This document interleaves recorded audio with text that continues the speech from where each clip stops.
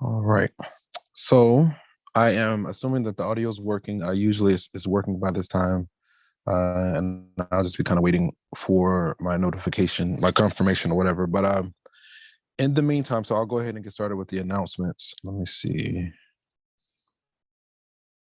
It'd be nice if I can get my notification. I usually get it by now. Let me see which account am I logged into. And I think it's the right account. Mm-hmm. Yeah. Let me just make sure the audio is working. Looks good. Okay. So I'm going to stop this here. So if you're on the Zoom call right now, just so my setup is different than I've been doing it a little all semester.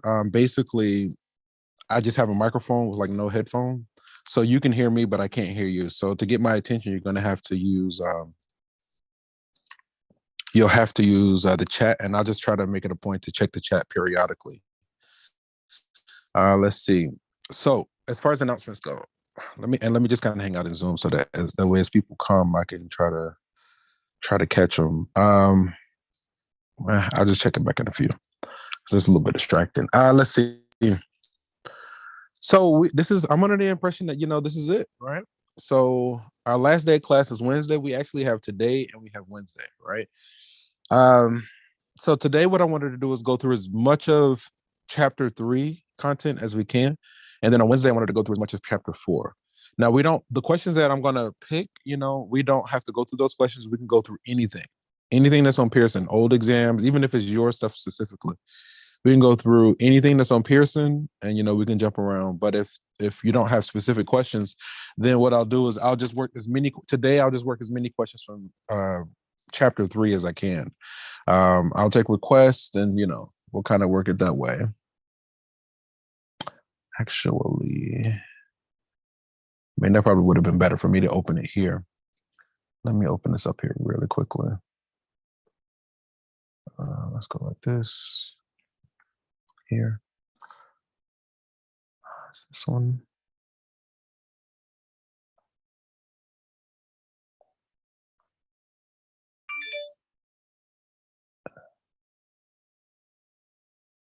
Let me save over here so that I don't lose any work that I've done. Save. Okay. And let me check Zoom. Okay, cool. So yeah, just you have to catch my attention, you'll have to use there's see, this is exactly where I'm logging in. I'm coming, guys. Yee. Like, okay, this is interesting. So I want to say this is my first official semester using Starfish to take attendance. Um, if any kind of official with Starfish is hearing this, I'm just going to assume that one day they will. The only thing that would make the experience better is if they made it so I can select all and set all the entries to absent. That way I can quickly come back. And that's where I waste most of my time with the attendance. I have to like manually go through and set each person to absent and then come back and undo it. But if I could have the default to be absent and then I just give people credit as they show up, that would be much better. I want to hit edit. So that's where a lot of time gets eaten up, but that's okay. You live and you learn and we keep moving. Okay. So let's get the student that I just saw. Okay, Mr. So-and-so, go ahead and let him in. And okay, cool. Okay, yeah, and I think on last week on Wednesday, that the blunder was my fault. Somehow I accidentally hit. I had changed my settings, and so I was in the wrong account, right? And I didn't realize it until 15 minutes into the start of class, but that's okay.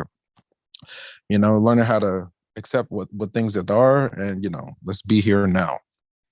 A lot of anxiety comes from this urge to escape the present moment, right? So like if you're stressed, worried about the future, things that aren't even here, or if you're fixated on something in the past, you're trapped in the past, then it creates anxiety. So to remove the anxiety, you want to accept the present moment for what it is. Wherever you are in that moment, just let it be. Like don't try to escape the present moment, and just take a mental note of how you feel once you accept whatever moment it is, right? So being present as much as possible. Anyway, so again, the goal for today, we want to get through as many questions from chapter 3 as we can. We can start anywhere. Okay, so it's like 8 sections. So I think I want to take maybe like 10 minutes per section, right? And that'll get us through most of the class. And again, we don't have to go through the questions that I'm going through. We can jump around. Again, to get my attention, you have to type in the chat. If you unmute yourself, I'm not going to be able to hear you just because of the way I have it set up.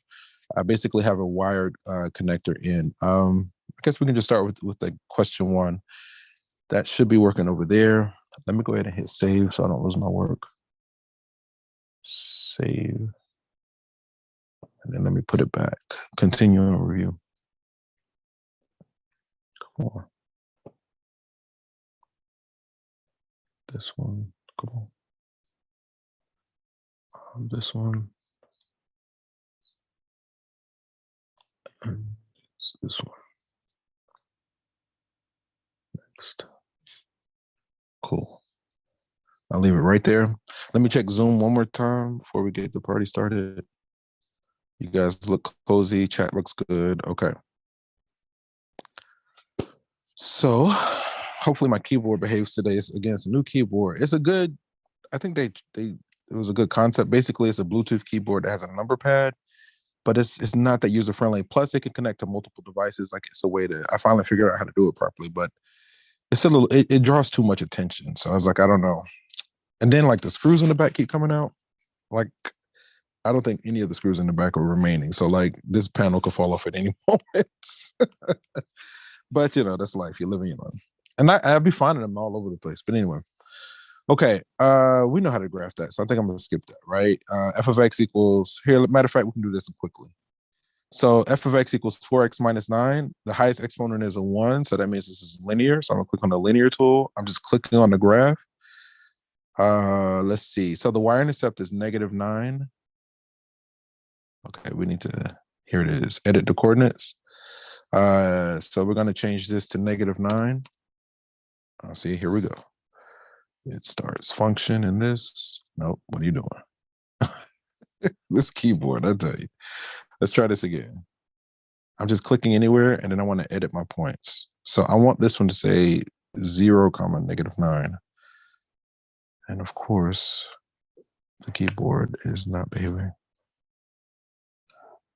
What if I hit Option, Control, Command?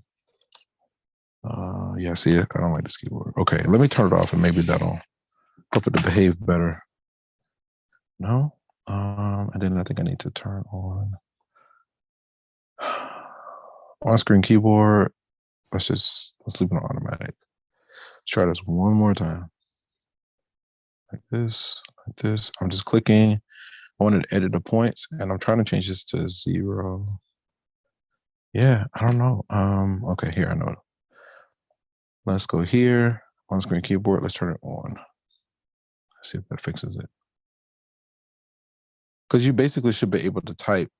You should be able to type by change it by typing or whatever. Oh my goodness, that's annoying.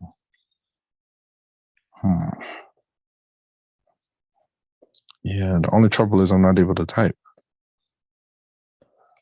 It's not even like okay, let me see.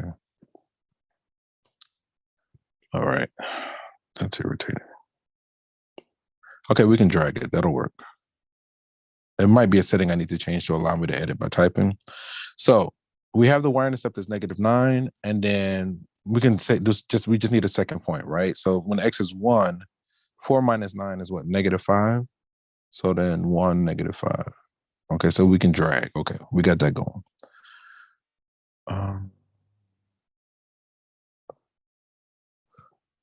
Let's try it.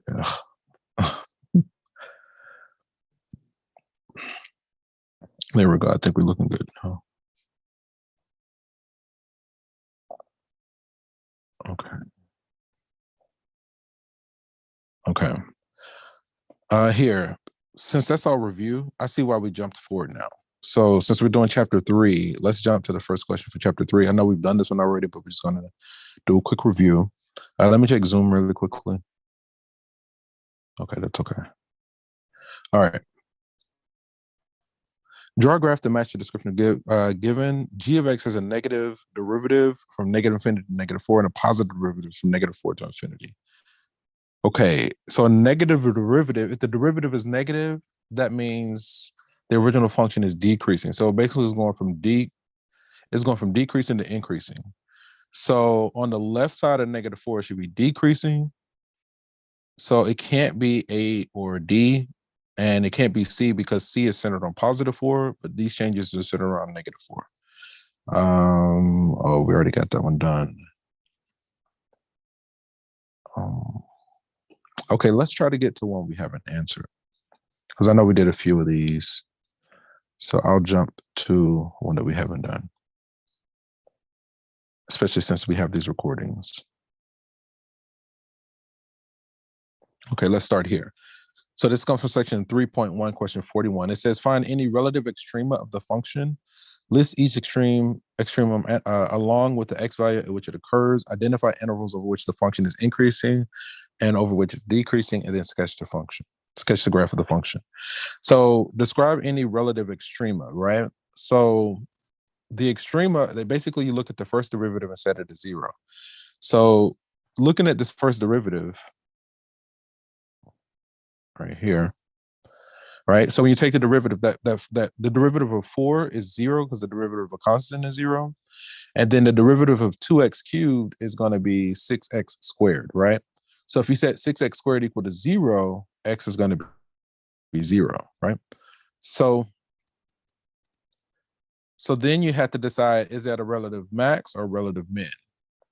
When x, you have to test on either side. So we got 6x squared. So for instance, if we put in -1, it seems like we're getting a positive, right? If you put in -1 into 6x squared, you get a positive number. If you put in +1 into 6x squared, you also get a positive.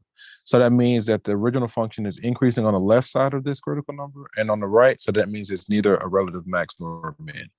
To be a relative max, you have to go from increasing to decreasing. To your relative minimum, you have to go from decreasing to increasing, right? So this is not a relative min. It could be a point of inflection, but we're going to go with this for right now. Okay. I guess we got it. Let me go back because we should be getting feedback.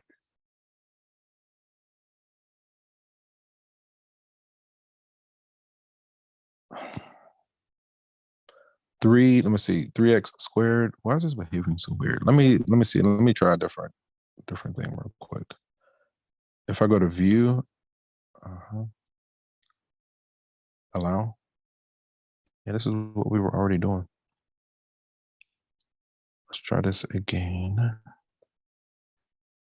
Improve score. Let's click on improve score. That's fine.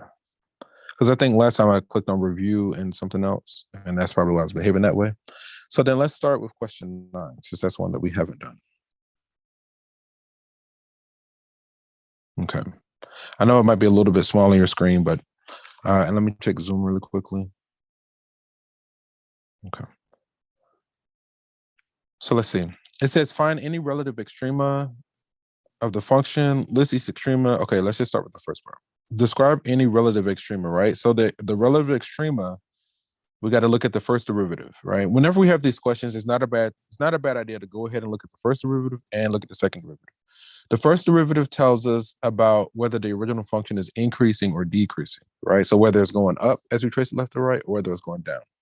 The second derivative tells us about the concavity, whether it's concave up or concave down, all right? And so you could find your peaks and your valleys using the first derivative, and you could find whether the curve is opening upward or whether it's opening downward using the second derivative. So this first derivative here is going to be a -3x squared, right? If we set it equal to 0, then that means basically x equals 0 is our critical value or a candidate. But then we need to test points on either side. I feel like I should write this out. I was trying to do it verbally, but I think it's a little bit intense verbally. So I'm gonna write this one out. And we'll take it from here. So we'll go from here to here, like this.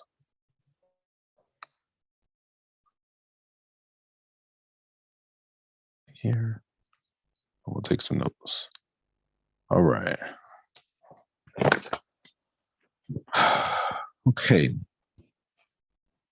So our original function is this, -2 minus x cubed, right? If we want to talk about relative extrema, then we need to look at the first derivative, right? So the derivative of a constant, that this term goes to 0 when you take the derivative, right? That term goes to 0. And then the derivative of -x cubed is going to be -3x squared. Basically, the power comes down and you subtract 1 from the exponent.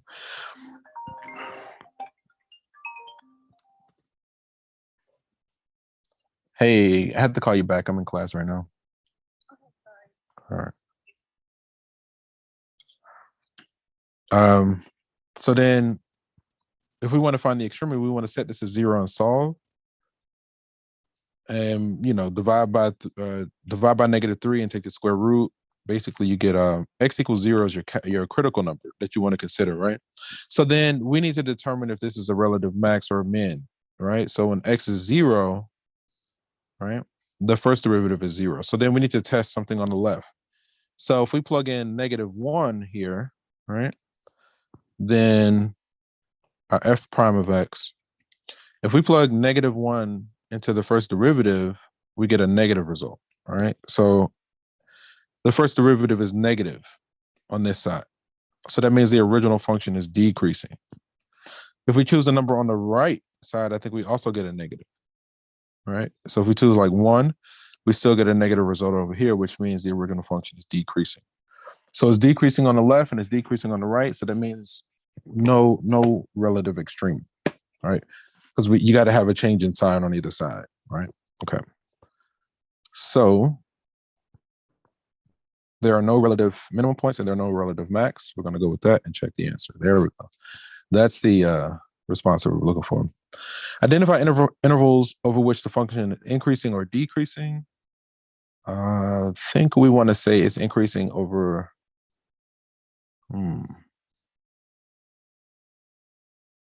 I think we can say it's increasing over the entire domain. Okay, and it's not decreasing anywhere. We're going to say it's increasing from basically -infinity to infinity. Okay, I might be able to type this. Let me see. Give my keyboard a chance one more time. So I'm going to do like parentheses. I'll see it's doing this thing. Okay, I think if I click here. Matter of fact, let me turn my keyboard off. And we said it's increasing. Now we want to say from -infinity to infinity. And we want to check that result. Okay. So then the only other thing I could think, you had to say from -infinity up until 0, and then from 0. I could have sworn that should have been across the whole thing.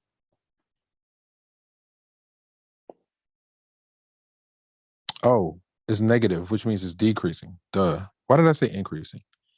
Yeah, it's decreasing. Yeah. That's why. Okay. So it's not increasing, right? The first one, right? The function is decreasing and it's not increasing anymore. Yeah. We just chose the wrong option. I think it is still -infinity to infinity. Okay, there it is. -infinity to infinity. Okay. Yeah, moving a little bit quick. Okay. So it is uniform across, is decreasing across the entire domain, right? So the only one that's decreasing all the way as you trace it left to right is A. All right. So increasing, decreasing, and constant is always in the sense as you trace it left to right. Zoom looks good. Okay. Let's go on to the next question. Okay. Find a relative extrema. Yeah. Let's take some notes here. Okay. So, I haven't seen many of your brethren for some time. So I don't know if you guys remember, I was like, hey, the only thing I really need you all to do, I need you to make sure to get your daily attendance credit. You don't have to, I didn't really, but it's okay. Because I understand, I do acknowledge this stuff because it's challenging, right? I don't even, I don't even like discredit it. It's the challenge. So that's, because of the nature of this is why I allow like unlimited attempts, and I try to be a little bit lax, and I just allow you guys to kind of do what you need to do. Um, you know, and the funny thing about it, even when like we're in person, a lot of students don't really like take advantage of my energy, right? So I feel more inclined to be remote because it's the same experience for me. Like even when it's in person, the way you guys feel is still very similar. Um, and so at least in this way, I'm not like wasting a lot of my time commuting and being exhausted and, having to nap, random places or whatever, trying to gather energy. So I literally woke up maybe 30 minutes ago, like 10 minutes before class. Like I had been in a deep sleep for like hours. I was like, yeesh, I'm like sleeping, getting younger by the minute. All right. So we need to look at the first derivative, right? Let's see. I think I'm gonna do the chain rule. We could do the quotient rule with the low D high minus high D low over low low. But I mean, I guess it might be okay for this one. So for instance, if we want to find G prime of X, all right, we can use the quotient rule. So quotient rule is low D high minus high D low over low low. So that's going to be the bottom, which is this guy, times the derivative of the top, which is going to be 0. So that's all gone, minus the top times the derivative of the bottom. The derivative of the bottom is going to be 2x all over the bottom squared. All right, so in this case, maybe that was a little bit easier. Again, this term goes to 0. So then G prime of X looks like it's, let's do this, x squared plus 4 quantity squared under negative 32x, all right? So then the candidates for the critical value is going to be any x that makes either the numerator or the denominator 0. All right. So any x that makes this 0 or undefined, those are candidates. All right. So basically, if you set the top equal to 0 and solve, one candidate is x equals 0. If you set the denominator equal to 0 and solve, here, let's write it out. So if we have x squared plus 4 squared equal to 0, take the square root on both sides. So then you get x squared plus 4 equals 0. Subtract 4, right? So we're not going to get a real number that's going to give us, when you square it, gives us a negative result, right? So there's, oh, wait a minute. I know I just said, yeah, it has to make the denominator 0. So there's no real x that's going to make this number 0, right? So the only candidate that we have is x equals 0. So then we put it on the number line, right? So this is like our f of x, or we can call this our x, I guess, like this. So then we can look at, so then we consider G prime, right? We need to see what happens on either side of this candidate. So for instance, if we plug -1 into G prime, this is going to be positive. And this is going to be positive. So everything on the left of 0 is positive, which means our original function is increasing. Okay. If we choose something on the right, the numerator, like basically if I plug in 1, the top is negative, the bottom looks like it's positive. So that's ultimately negative, right? So that means everything on the right should be negative, which means our original function should be decreasing on the right. Okay. Is it defined when x is 0, the original? Yeah.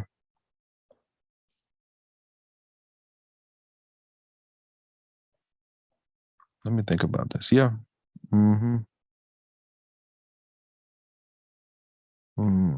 Yeah, it can happen. So we have that on the left side of 0, the function is increasing and on the right is decreasing. So that should be a relative max. All right. Okay. So let's hop back to Pearson and kind of answer some questions.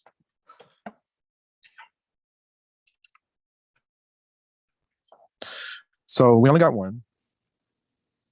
And simplify your answer using integers. Type an ordered pair. So for instance, when x is 0, y is 4. Are you doing that thing again? Okay. So then we got the ordered pair 0, 4. Okay, let's check that one. Let me check Zoom really quickly. Okay, it's kind of quiet. Let's keep moving. We got no relative minimums because we only got this one critical value and it was a max, so no relative minimum. Okay. On to the next one. What's the time? We need to go into the next section. Choose the correct graph. We said we got a relative max. So B, 0 is not a relative max in B, nor C, nor D. So the only one where 0 is a relative max at the point 0, 4 is A. So we're going to go with A. And again, we could put this in a graphing utility to check it. Let me go on to the next section. So I'm going to abandon this one. I want to get back over here. I want to view. Allow. And let's go to section 3.2. Right here. Let's improve our score. Continue. That's fine. And let's start with question number 5.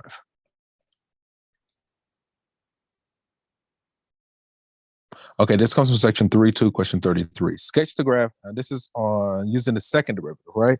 So in section 3.1, we were using the first derivative to find local or relative max or mins. Using the first derivative, setting it to 0, and investigating points on either side of the candidates for critical values. So then the second derivative tells us about concavity, whether the original function is concave up or concave down. So then let's see, f is concave down at the point 1, 6, and concave up at 9, -2, and has an inflection point of 5, 2.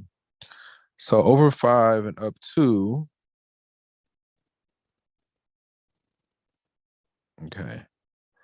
So it looks like A does not have that inflection point at 5, 2. It says it's concave down at 1, 6. So over 1 and up 6. I think B and C have the wrong concavity at 1, 6. So I think it should be D, right? Let's confirm the components. It says it's concave down at 1, 6. So if you go over 1 and up 6, it's indeed concave down. Let me see if I can. It's concave up at 9, -2.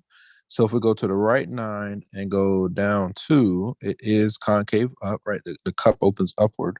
And then it had an inflection point of 5, 2, right? So if you go over 5, 1, 2, 3, 4, 5, and up 2, that's the point of inflection.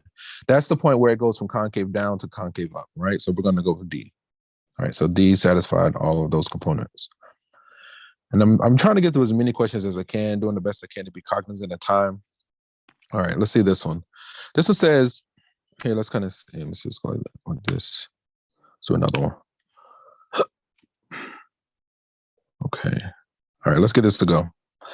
So it says a person's cough when a foreign object is in the windpipe. A person coughs when a foreign object is in the windpipe. The velocity of the cough depends on the size of the object. Suppose that a person has a windpipe with a 23 millimeter radius. If a foreign object has a radius r in millimeters, then the velocity v in millimeters per second needed to remove the object as a cough is given by the following equation, where k is some positive constant. For what size object is the maximum velocity needed to remove the object, right? So basically, they're asking about a relative max, okay? Where x is kind of like our variable, or x is our variable. For what size object? Let's see. What's our k? Do we need k? Well, the main thing that we need to be aware is that k is a constant, right? So k is just some number.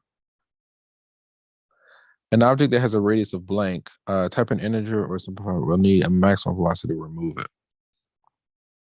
Okay, let's get, think about k real quick. Velocity size, and it just says, suppose the person 23 millimeter radius.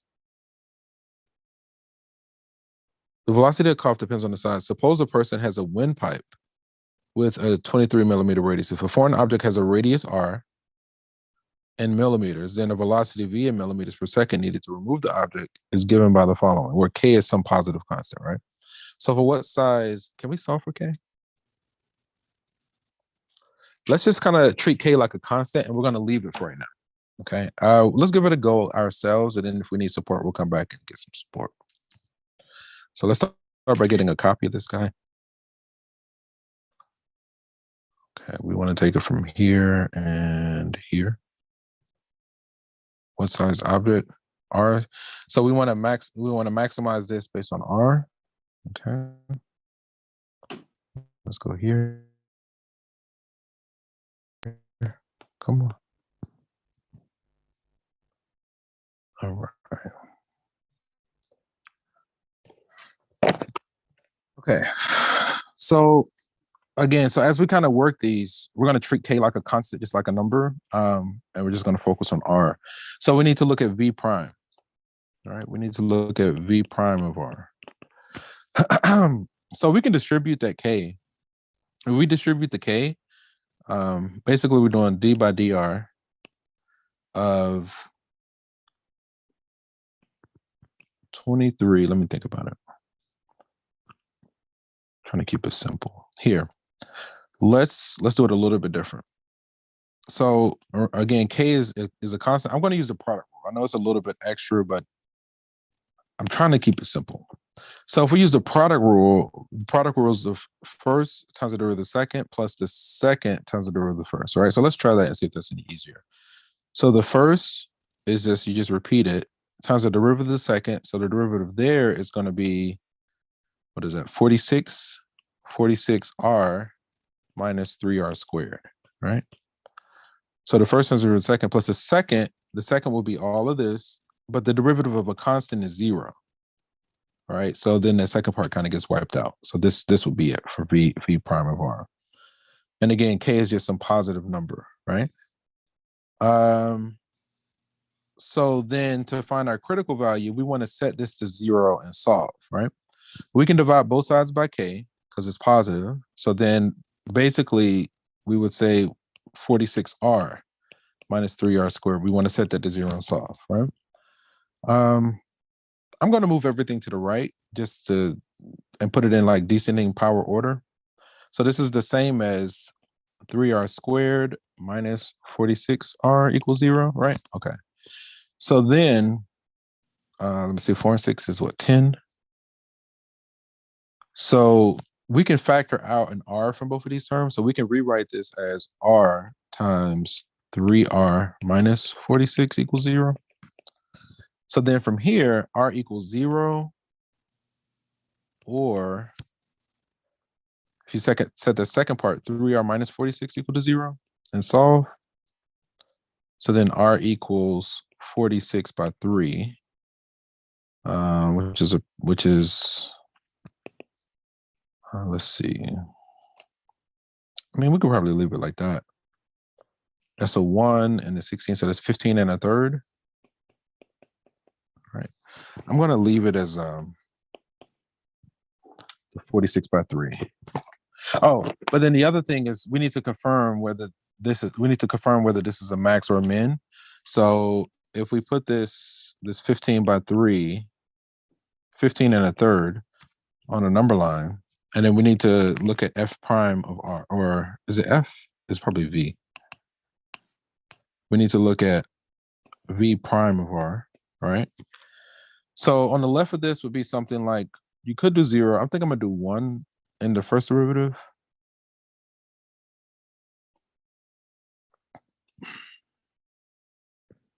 Okay, let me see. If we plug in 1 into the first derivative,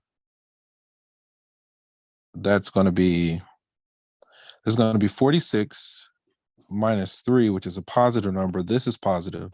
So that means everything on the left side of this candidate is going to be positive, which means our original function is increasing. So then let's put something like 16 on the right-hand side, right? A number on the right. So if we say it's basically this times 16, and then 16 squared should be much larger, which is like we're going to get a negative number, right? Let me check something. Hey Siri, what's 46 times 16 minus 3 times 16 times 16? Should be negative. 46 times 16 minus 3 times 16 times 16 is negative 32. Negative 32, okay? But we got a negative result, right? And so K is positive. So positive times a negative means that everything over here is negative, right? Which means our function is decreasing.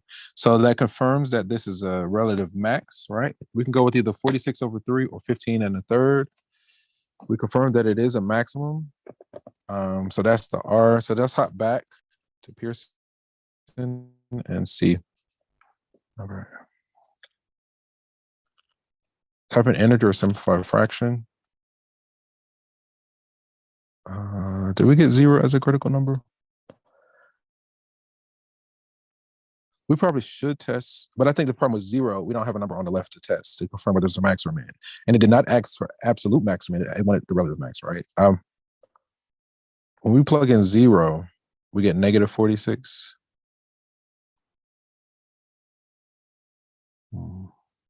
Yeah, let's just go with the 46 by 3.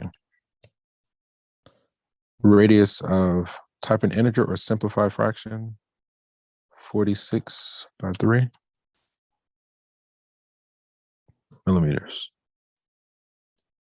Okay, let's check that. Okay. There should be questions, but you know, I get it. It's okay. Let's go on to the next one. Let's try to do, let me see. Ooh, it's kind of time to move on. We'll do one more. Let's try one more. Determine which graph is a derivative of the other and explain why, right? So when we take the derivative, it usually decreases the power by 1, right? Like for instance, if you start with a degree 3 polynomial, when you take the derivative, you're going to finish with a degree 2. So for instance, we got 1, 2, 3. Like if you think about a parabola has one turning point, and that's a degree 2 polynomial. So the function g has 1, 2, 3 turning points. So then that more than likely is a degree 4 polynomial. 1, 2, 3, 4. And it looks like h has 4 turning points, which would imply that could be a degree 5 polynomial. So which is the derivative? It looks like g is the derivative of h, because it looks like h could be a degree 5 polynomial because it has 4 turning points. Then when you take the derivative of the degree 5, you finish with the degree 4, which is what g is. It has 3 turning points. The function g, let's say, the function g is the derivative of h because g equals 0 at all values of x where h has inflection points.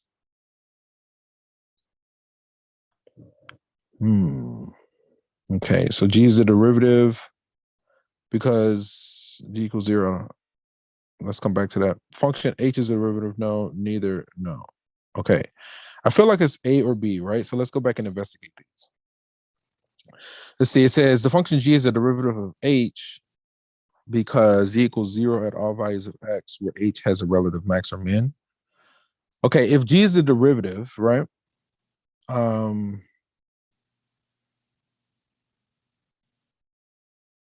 me think about it. Okay. Let's see, there's a peak. Turning point. Is there a peak there? Maybe there's not a peak there, but there is a peak there, right? So if you think about your original function, if you have a peak or the bottom of a valley, when you take the derivative there is going to be 0, right? So it looks like it has 3 parts where it's 0. Like when x is negative 1.25, that looks like it matches up. It looks like when x is a positive 1.25 and negative 1.25, those look like they match up, right? And then in the center, that's a candidate. I think it should be a max though. I mean, let's read this again. G is the derivative of the function h because g equals 0 at all x values of h where it has a point of inflection. I think it's B, right? The function g is the derivative of the function h because g equals 0 at all values of x where h has a relative min or a relative max. Yeah. Yeah, right? So when you have your original, when you take the derivative, then your derivative is going to be 0 at the relative max or the min. So let's go with B. Let's see. Okay. So that was interesting. Let's so that's 3-2. Let's take some time and go through as many. Let's take a few minutes to go through as many questions from 3-3 as we can. So the intent of this experience is more so like to just kind of drudge up like concepts or whatever and invoke questions. All right. But I get the intensity of it. You know, you just have to do the best you can, and I'm here. You know. Okay. Let's work on 3-3 for some time. I'll go through a few questions there. Or maybe we never did it. Is this a quiz?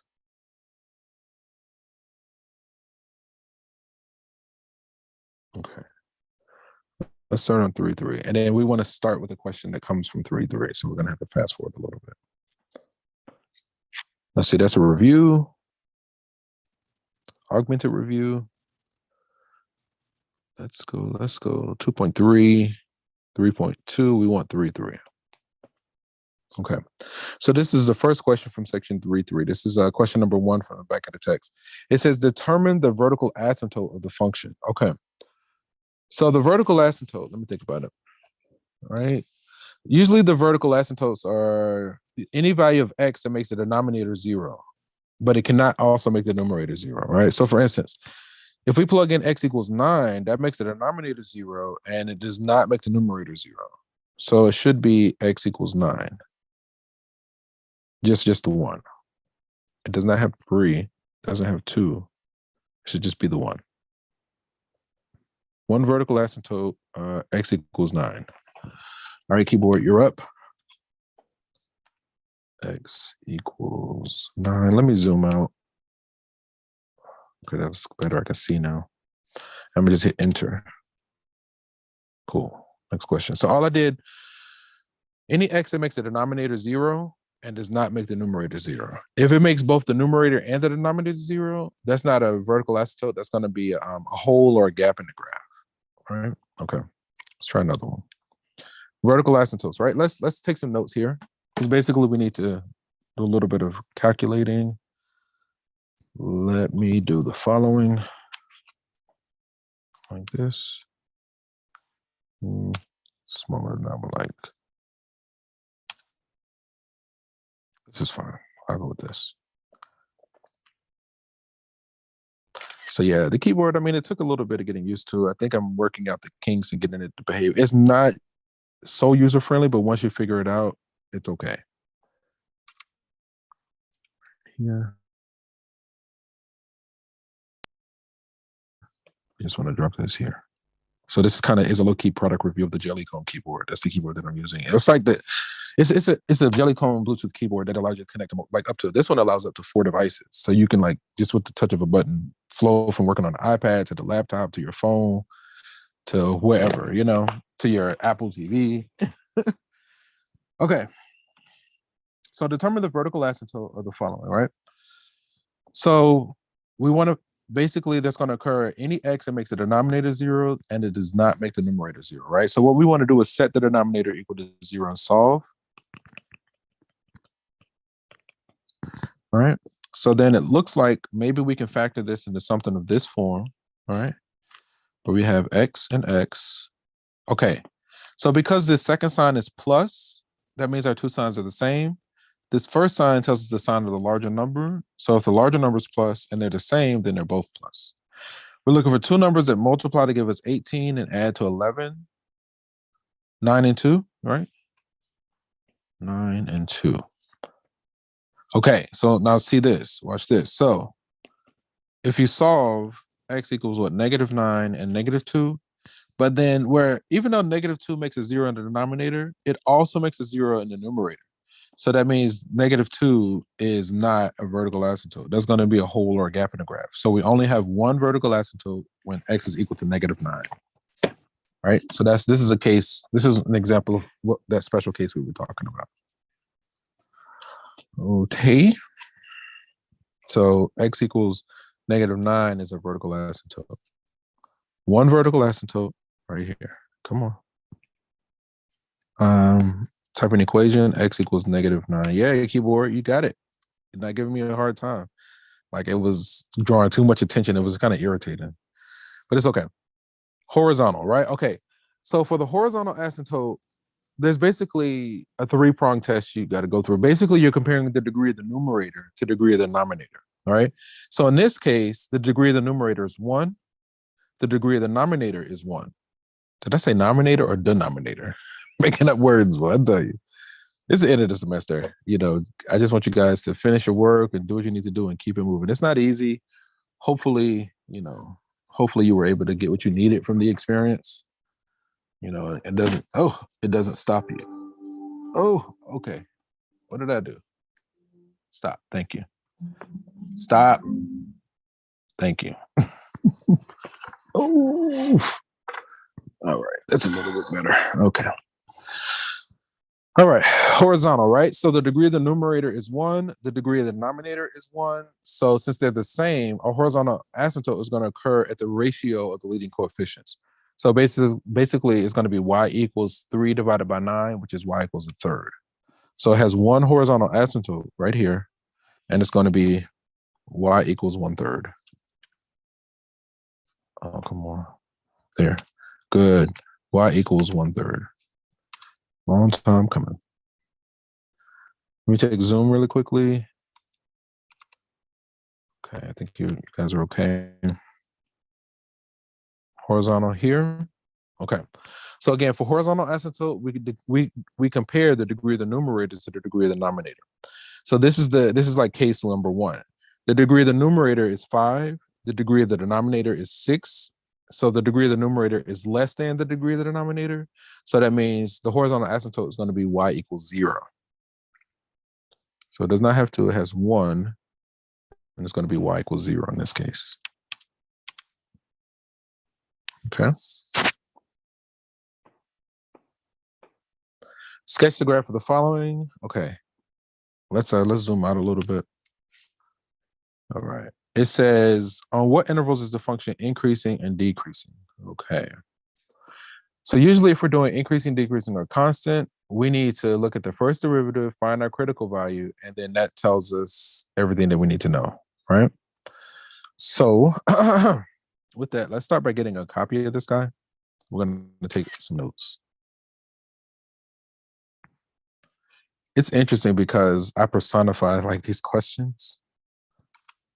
It's just interesting. Oh no, I lost my image. Let me see if I can just paste it. This is not correct. Is this one? Yeah, this looks proper.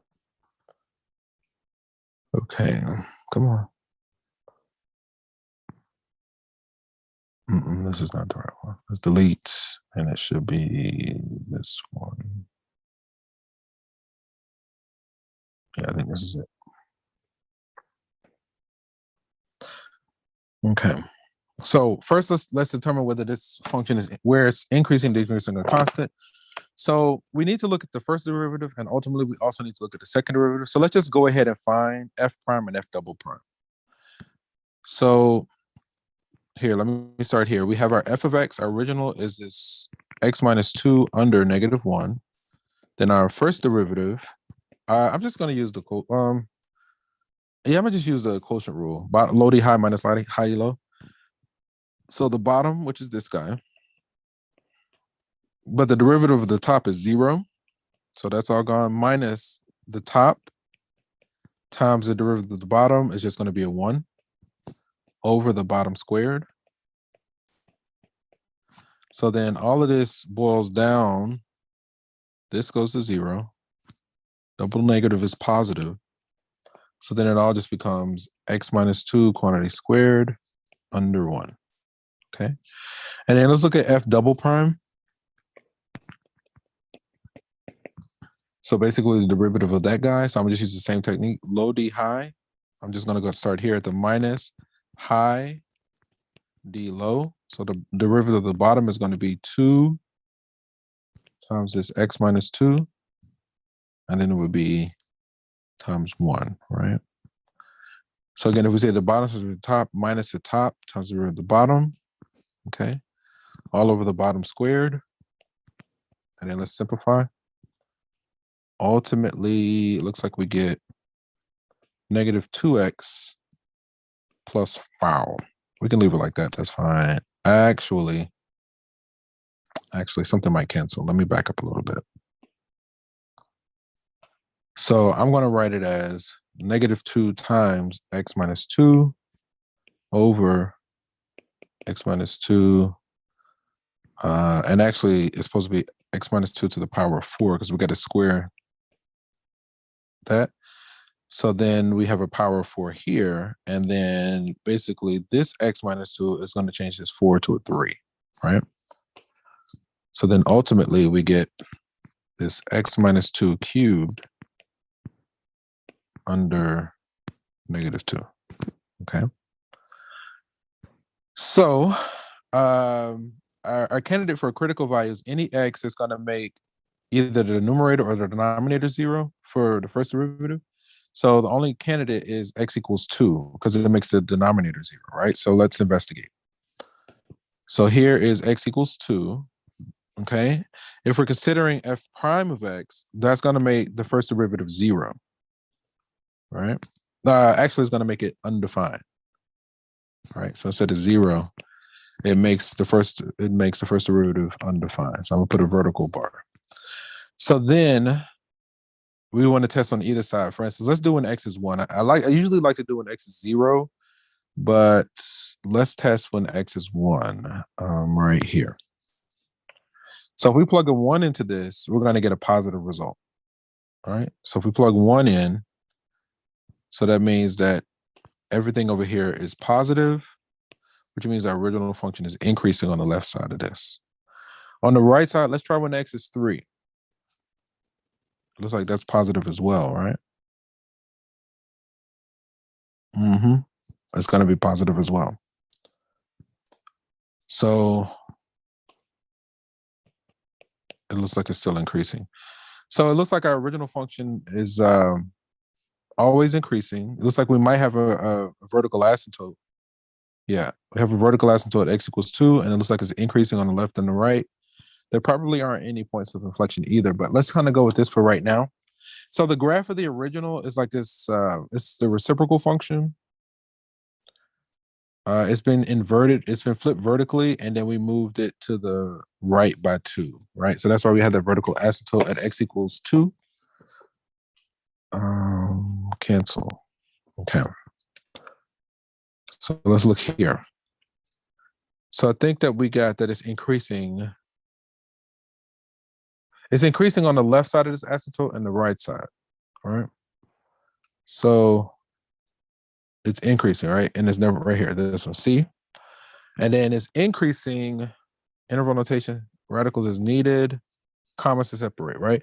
So it's basically increasing on the left side of negative 2, on the left side of 2 and on the right side of 2, right? But I think at 2, we have a vertical asymptote.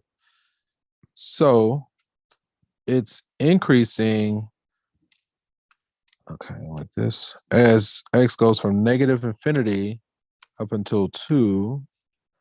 And then we're going to say comma is also increasing from 2 to infinity. I feel like there should be questions there. We don't get it as decreasing anywhere. Let's go with this. Okay. It might help if we look at the graph, but I'm just going to kind of go with it.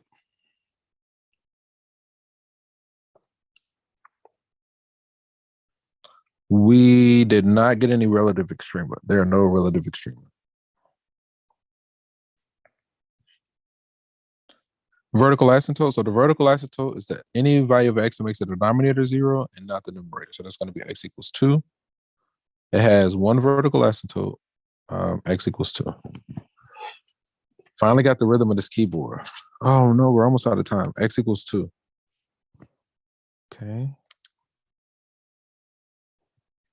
I mean, this stuff just goes. Horizontal asymptote. So you want to compare the degree of the numerator to the degree of the denominator. The degree of the numerator is what? 0. The degree of the denominator is 1.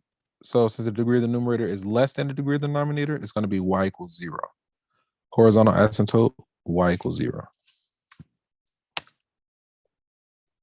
Okay. Okay. There's no slant asymptote. So the slant asymptote is the third case when you're evaluating horizontal asymptotes. That's where the degree of the numerator is going to be larger than the degree of the denominator by 1 degree. So this function has no slant asymptote. Okay. I'm probably about to go into the next section. On what intervals is it concave up? So basically we need to look at the second derivative, find our critical value, and then test on either side to see if it's positive or negative, right? So we've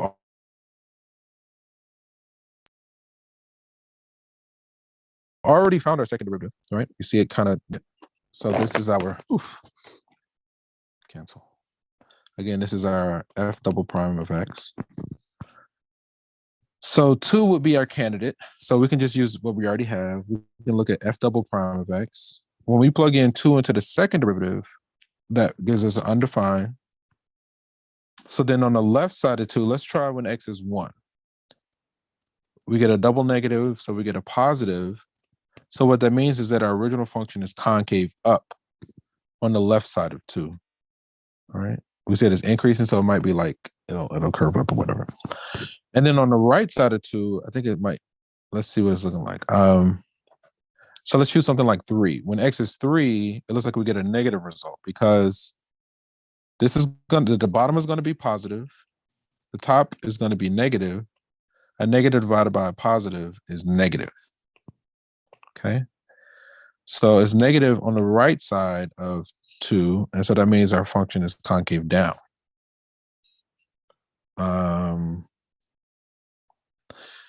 So it does look like it goes from concave up to concave down, but 2 is not a critical, because 2 is not a point of inflection because it's not defined in the original, right? So if you plug in x equals 2 into the original, you don't get a point.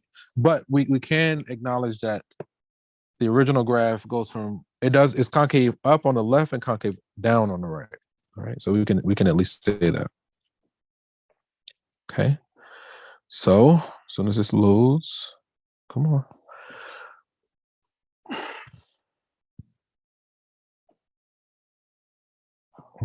Come on. And I hate to refresh because we might lose our work.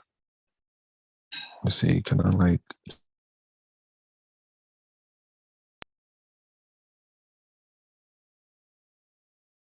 just go somewhere else and come back? Would that work? Okay, come on. You can do it. Come on. Oh, okay. Hopefully we don't lose our work. I'm going to hit refresh. Let's try that again.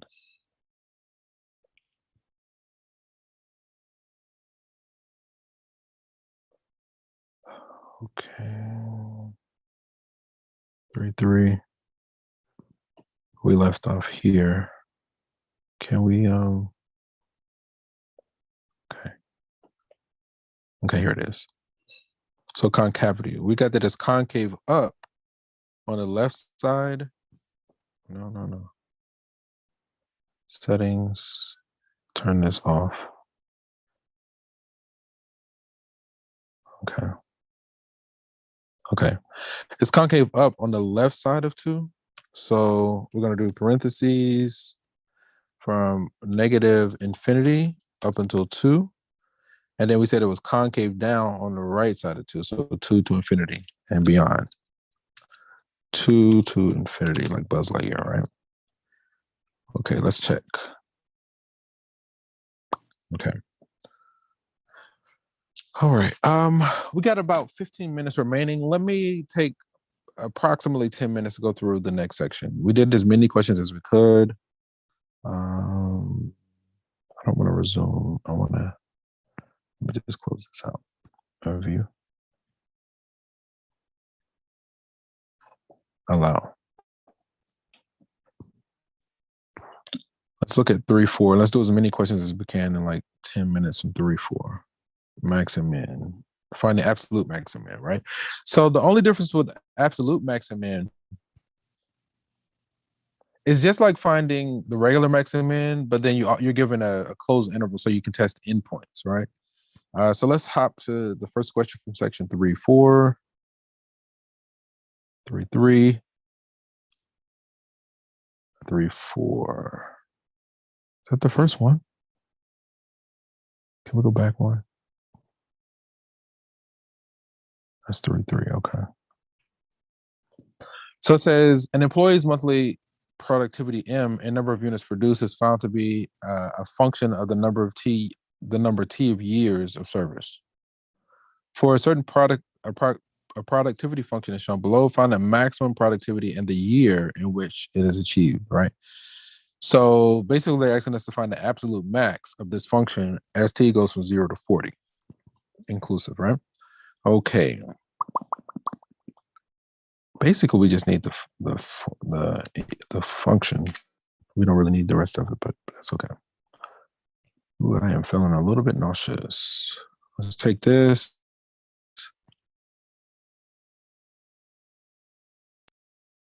I'm going to drop it right here. Okay.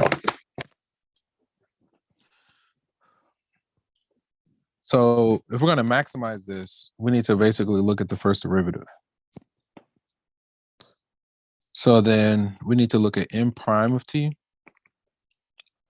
So then that's going to give us what? Negative 6t plus 132. And I think that's it, right?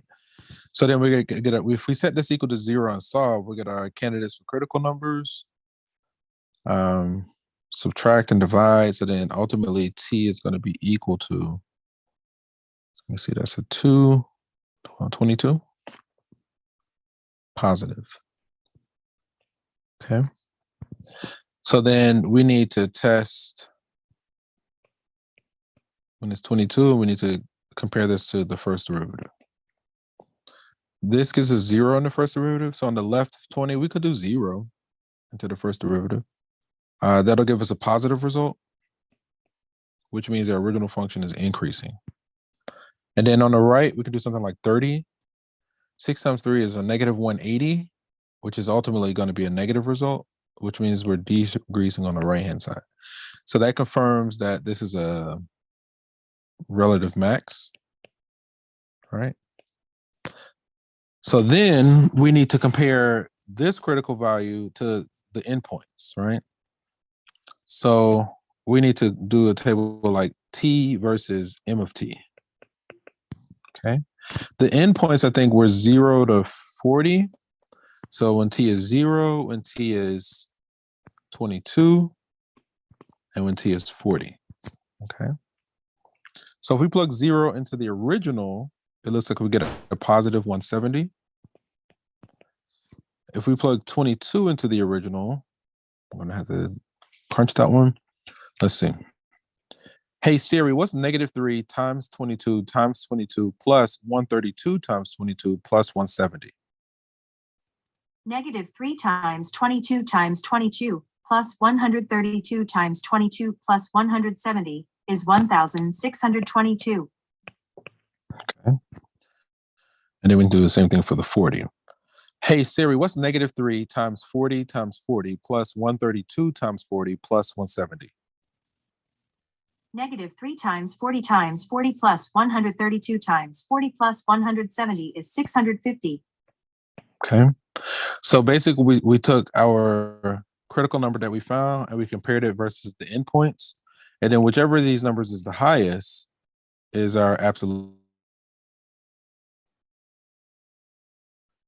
So then the order pair 22, 16, 22 looks like it's our absolute max. Because sometimes the endpoints beat the local maximum, right? Let's go back to the question. The maximum productivity achieved in the year, in year 20, after 22 years, yeesh. In year 22. To 22 years. I mean, I guess I've taught someplace for 10 years. Let's do we'll do one more question. We'll do one more question. Oh, the maximum productivity, I think we got 1622. Oh, that's not a 22. 22. Okay. Let's do one more question. We're gonna call it a day. Find the absolute max and min of the values over the indicated interval indicate the x values at which they occur. Okay. So kind of a repeat, right? We're going from 0 to 4. Yeah, let's just take some notes.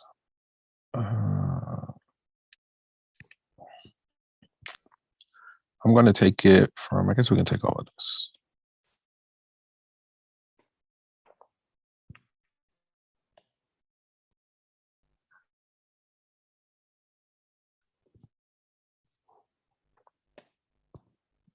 Okay. So this will be the last one from this chapter. Okay. Absolute max and min. So basically, again, we need to look at the first derivative. So in this case, f prime of x. Let's see, we get a 1 minus 2x. Okay. Then we need to set it to 0 and solve, add and divide. X equals a half. So then we need to test on either side of this. So here's x equals a half, and we need to look at f prime. On the left, you could choose something like x equals 0. If you plug 0 into the first derivative, you get a positive result. So this gives us 0. Over here, we get a positive result, which means the original function is increasing on the left of x equals a half. And then on the right, something like 1. If you plug in 1, you get a negative result, which means the original function is decreasing. So that implies that this is a local max. Okay.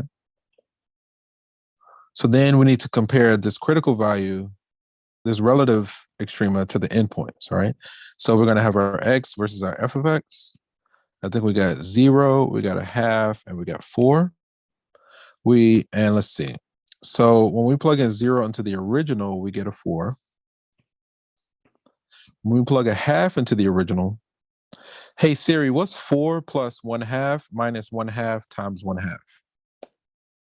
4 plus 1 over 2 minus 1 over 2 times 1 over 2 is 4.25. So 4 1/4. And then we plug in 4.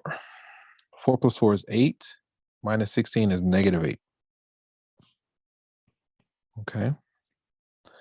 So the highest value, it says find the absolute max and min values, right? So the absolute max, this is our absolute maximum value.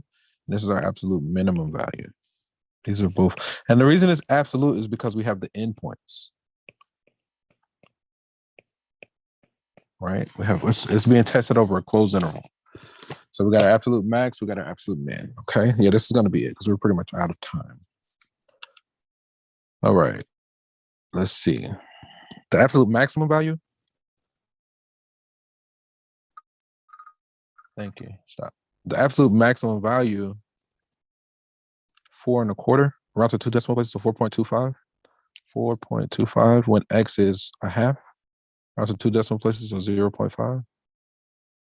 How you starting this thing? So I think I got to hit like this. 0.25. A half is 0.5.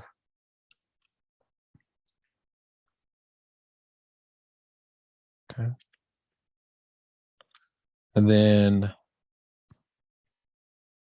absolute minimum value, we got an absolute minimum value of -8 when x is 4.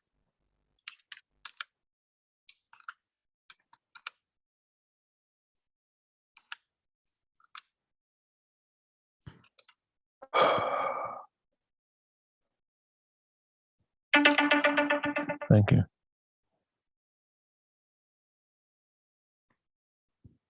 X is cool.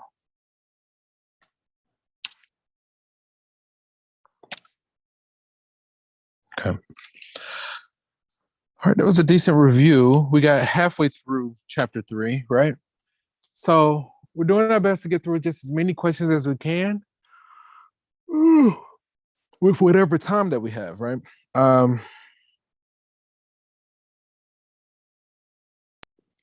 So we're pretty much out of time. Everything is done.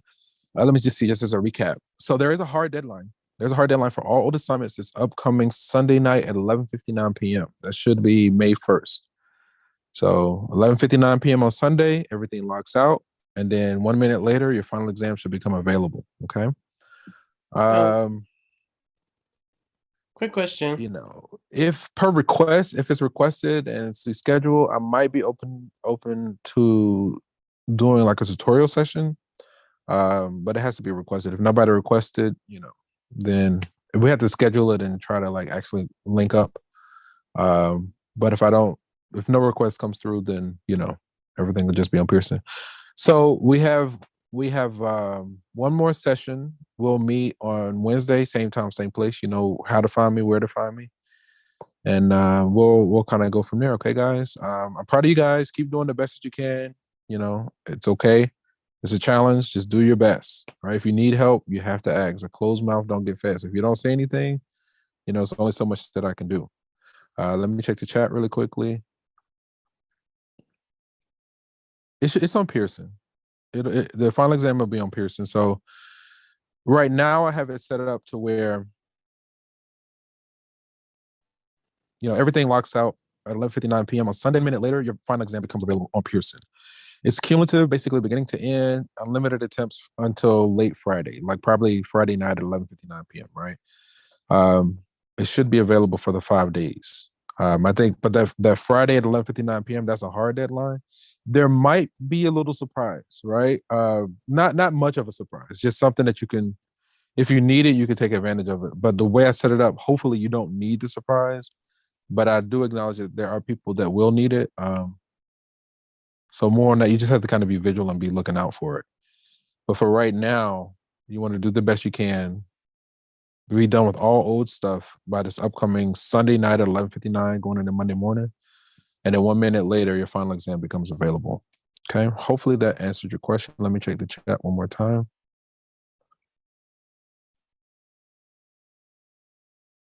Yeah. So basically, all old stuff is going to lock out that Sunday night. And then 1 minute later, the only thing you're going to have access to is the final exam. Right. So then like basically Monday morning at midnight, like as soon as it becomes Monday morning, the final exam should become available, and it should be available for like 5 days until like late Friday, right? But you won't be able to access old assignments past that point. So the hard deadline of old assignments is basically Sunday night at 11:59 p.m. And then 1 minute later, all that stuff locks out, and then you only have access to your final. Okay. Hopefully that answered your question. I'll just kind of delay for a moment just in case you have any other questions.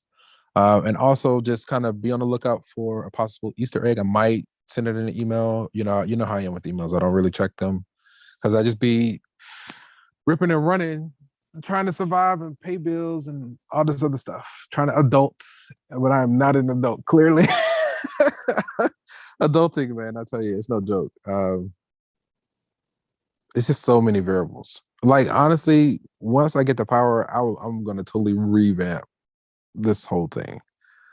Like with the proper funding or resources, I got ideas. I got a lot of ideas. I just need to position and plan and formulate and stuff like that. But anyway, let me just check the chat one more time. Okay, so I think we got the questions answered. Okay, if there aren't any other burning questions, we're going to end the session here. And from one beautiful mind to another, enjoy the rest of your day. Okay, guys, I'm proud of you guys. Keep up the good work. Keep pushing hard. Until next time, peace.